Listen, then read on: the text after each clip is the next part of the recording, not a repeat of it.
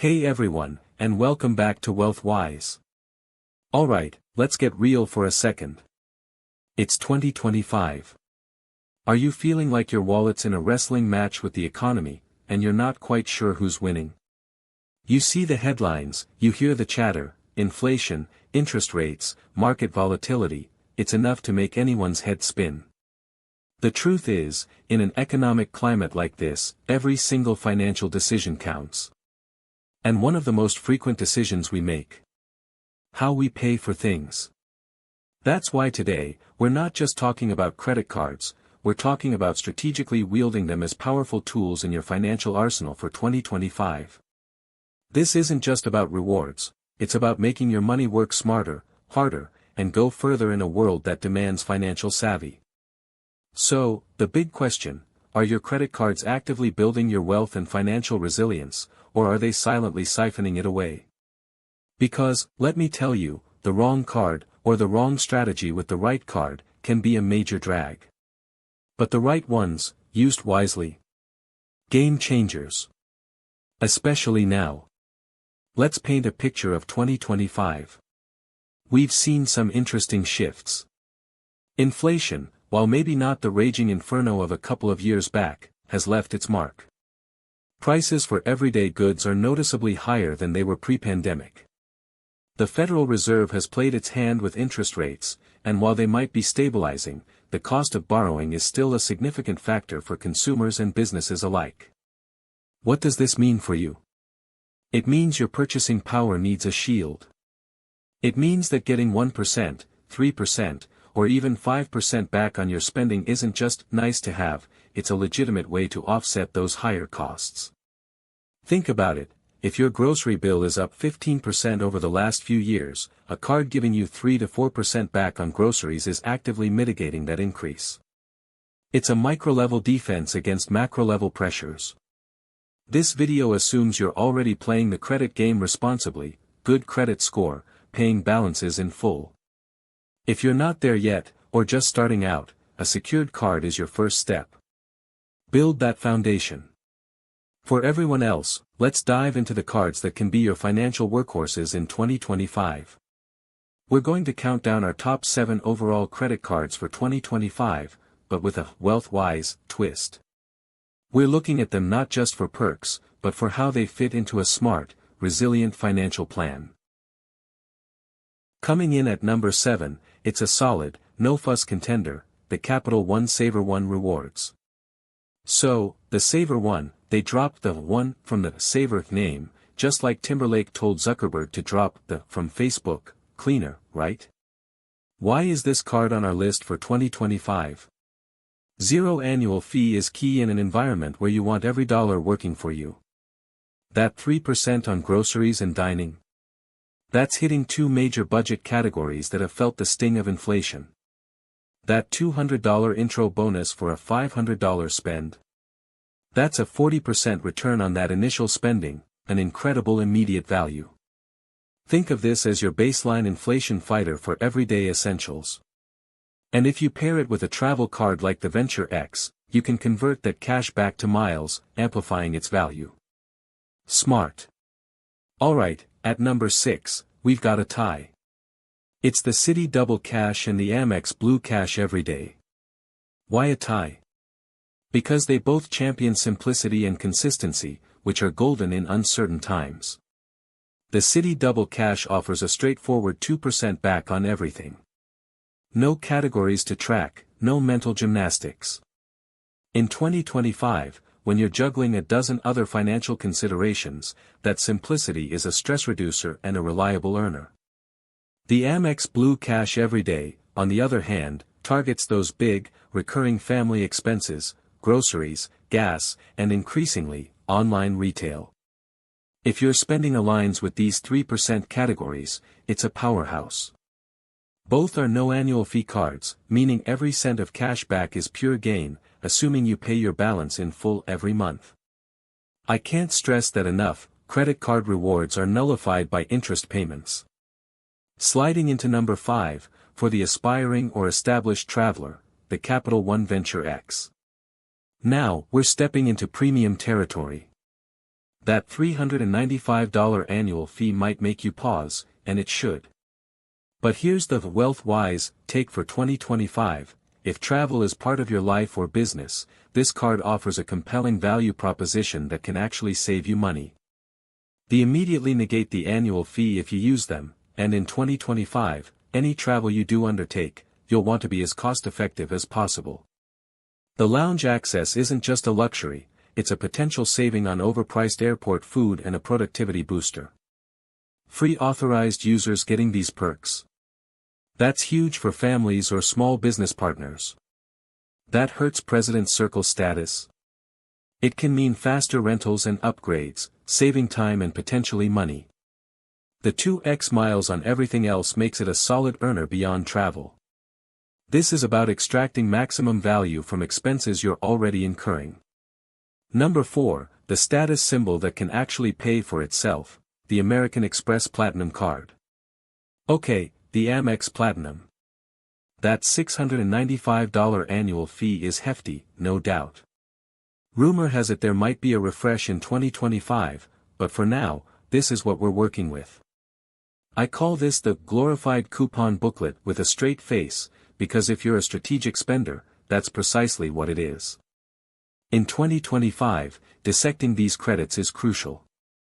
If you naturally use the $200 hotel credit, the $240 entertainment, the $200 Uber cash, and the $200 airline fee credit, that's $840 in value, already eclipsing the fee. The key is organic spending. Don't spend extra to get the credits. But if these align with your lifestyle, you're ahead. The Centurion Lounge access is the crown jewel for frequent flyers, free meals, drinks, Wi-Fi. In an era of packed airports and flight delays, this is a sanctuary and a significant cost saver. This card is less about points multipliers on everyday spend and more about lifestyle integration and travel experience enhancement. It's for those who can genuinely leverage 60% plus of the benefits. Cracking our top 3, at number 3, it's the Chase Freedom Unlimited. The Chase Freedom Unlimited. Zero annual fee, yet it punches above its weight. That 1.5% baseline on all purchases is solid, but the 3% on dining and drugstores really sweetens the deal, again, hitting common, inflation-affected spending categories.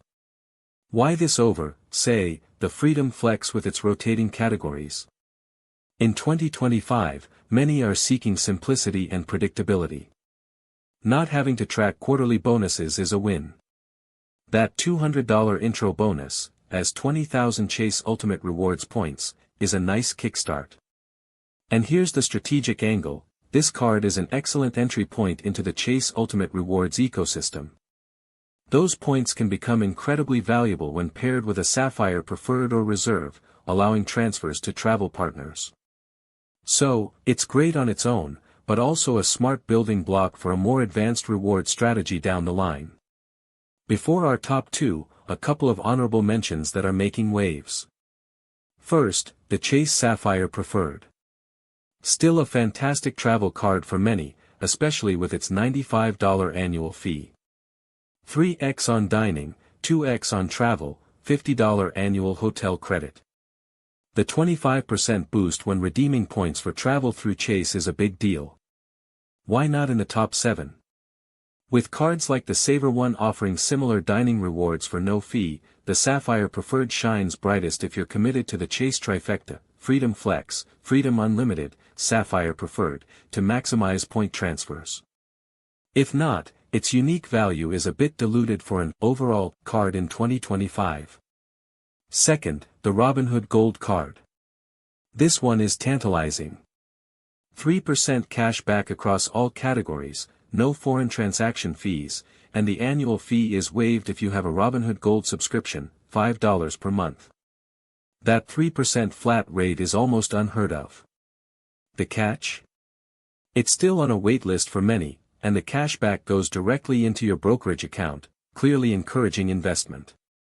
For disciplined investors already on Robinhood, this could be a phenomenal card once widely available. But its limited access keeps it out of the main list for now. Alright, the runner-up for best overall credit card for 2025, at number 2, is the Bilt Mastercard. The Bilt Mastercard is revolutionary for one massive reason: it lets you earn points on rent without a transaction fee. For millions of Americans in 2025, rent is their single largest monthly expense. Being able to earn valuable, transferable points on that spend is a game changer. The $0 annual fee is fantastic. The requirement of 5 transactions per statement period is easily met with small, planned purchases or by putting a few subscriptions on it. Rent Day, first of the month, offering double points on non-rent categories encourages strategic spending. Plus, 3x on dining and 2x on travel makes it a solid earner beyond just rent. Bilt points transfer to excellent partners like Hyatt and American Airlines. If you rent, this card is almost a no-brainer to investigate. Sadly, for mortgage payers, it's not officially supported, and trying to work around that carries risk. And now, the moment you've been waiting for. The number 1 overall credit card for 2025, according to WealthWise, is the American Express Gold Card. The Amex Gold, especially after its recent refresh, takes the top spot. Yes, the annual fee climbed to $325, but hear me out. For many, food, both groceries and dining out, is a massive chunk of the budget, and it's where inflation has hit hard. Getting 4x membership rewards points in these categories is phenomenal.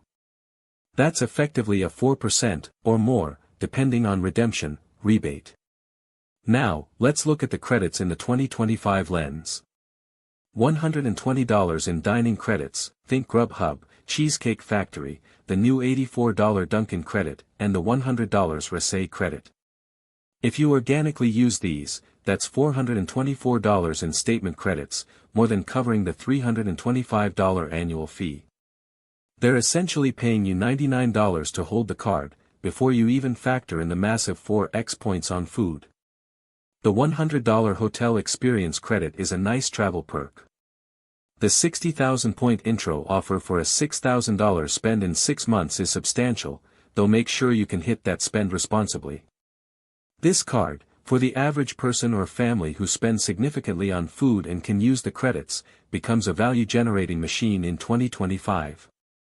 While these are US-centric cards, the principle is global. In any developed economy, understanding how consumer credit and banking incentives work allows you to be a smarter financial citizen. How US consumers manage their spending and debt has ripple effects on global demand and even currency values. So, your smart choices contribute to a more stable personal financial picture, and collectively, that matters.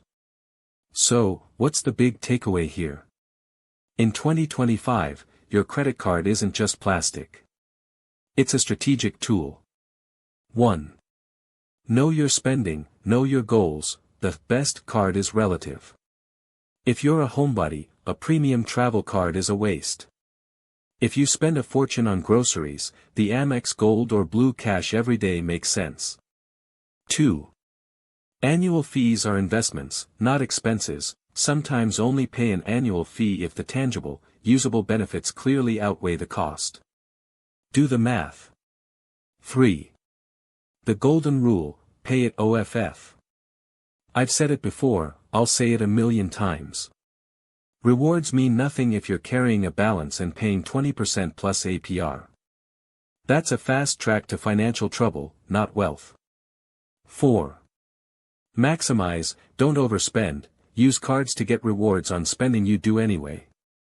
Don't buy an extra latte just to hit a spending bonus, unless that latte was already in your budget. 5. Always check for intro offers. Use an incognito window when applying, as sometimes issuers show better deals to new visitors. Those sign-up bonuses are a huge injection of value. The links in the description below can also sometimes have preferred offers, and using them supports WealthWise. No pressure, but appreciated if you do. Look, navigating the financial world of 2025 can feel complex, but you have more power than you think. Choosing and using your credit card strategically is one concrete way to fight back against rising costs, build rewards, and ultimately, strengthen your financial foundation. It's about being proactive, not reactive. What are your go-to credit cards for 2025? Are there any hidden gems I missed? Let me know in the comments below, I read them all. And if you found this breakdown helpful, do me a favor and hit that like button, and subscribe to WealthWise for more content designed to help you build a smarter financial future. Remember, every wise choice today builds a wealthier tomorrow. Thanks for watching, and I'll see you in the next video. Stay wise, everyone.